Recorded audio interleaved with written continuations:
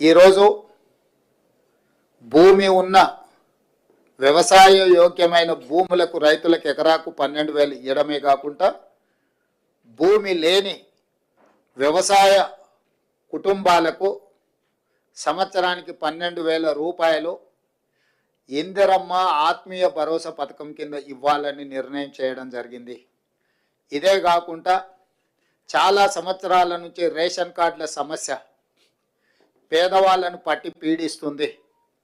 అందుకే ration card లేని అందరికీ నూతన రేషన్ కార్డులు ఇవ్వాలని కూడా ఈ మంత్రివర్గ సమావేశంలో నిర్ణయం తీసుకోవడం జరిగింది. కాబట్టి ఈ అన్ని పథకాలు జనవరి 26, 2025 నుండి ప్రారంభం కాబోతున్నాయి. జనవరి 26, 2025కు ఒక ప్రత్యేకత ఉన్నది.